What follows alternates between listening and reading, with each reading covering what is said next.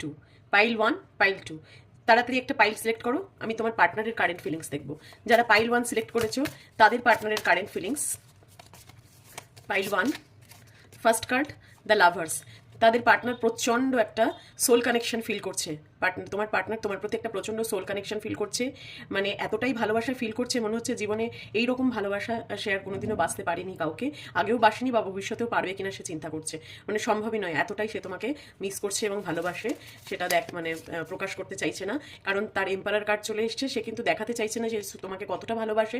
সে প্রচণ্ড লয়াল এবং প্যাশনেট। তুমি যদি ভাবো তোমার পার্টনার এদিক ওদিক কোনো সম্পর্ক করছে, নয়। তোমার পার্টনার যেটা দেখায় সেটা ওপরে একদম, যেটা বলতে পারো ভিতরটা তার নরম, কিন্তু বাইরেটা সে একটা কঠিন আবরণ দিয়ে রাখে। সে পুরোপুরিভাবে তোমাকে কন্ট্রোল করতে চায়, এটা সঠিক, কিন্তু সে তোমার প্রতি 100% লয়াল। নেক্সট কার্ড দেখে নেব তোমার পার্টনারের ফিলিংসে।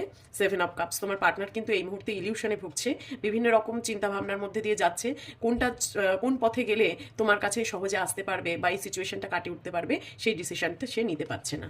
এবারে দেখে নেব পাইল 2 যারা সিলেক্ট করেছো, পাইল 2 ভিউয়ার্স। পাইল 2 ভিউয়ার্সদের পার্টনারের কারেন্ট ফিলিংস। ফার্স্ট কার্ড দেখবো দ্য স্টার। তোমার পার্টনার এই মুহূর্তে কিন্তু সম্পূর্ণভাবে তোমাদের সিচুয়েশনটা ব্যালেন্স করতে চাইছে এবং ঈশ্বরের কাছে সারেন্ডার করেছে। আমার মনে হচ্ছে তোমাদের দুজনের রিলেশনশিপে পাস্ট লাইফ কার্মা আছে, তোমরা কিন্তু পাস্ট লাইফ থেকেই একে অপরের সাথে যুক্ত। 4 অফ সোর্স। তোমার পার্টনার তোমাকে নিয়ে সারা রাত ভাবে এবং একেবারেই ঘুমাতে পারে না। সারা দিন রাত তোমার পার্টনার তোমাকে নিয়ে ভাবছে, শুধু তাই নয়, তার কিছু ফ্যামিলি প্রবলেমস আছে, সেই ফ্যামিলি প্রবলেমসগুলো সে কিছুতেই কাটিয়ে উঠতে পারছে না এবং তাকে পিছনে টেনে ধরছে তার ফ্যামিলি প্রবলেমসগুলো। আচ্ছা, নেক্সট ফিলিংস দেখে নেবো দ্য হাই প্রিস্টেস। তোমার পার্টনার কিন্তু তোমাকে সব কিছু গোপন রাখছে, কিছুই তোমাকে প্রকাশ করতে চাইছে না যে সে ভিতর ভিতর কি প্ল্যানিং করছে, কি চাইছে। অ্যাকচুয়ালি কিন্তু সে সিচুয়েশনটা ব্যালেন্স করতে চাইছে, কিন্তু তোমাকে কিছুই দেখাচ্ছে না। তোমাকে সবসময় দেখাচ্ছে যে একটা মিস্টেরিয়াস এনার্জি, তুমি কিছুই প্রেডিক্ট করতে পারছো না তাকে দেখে।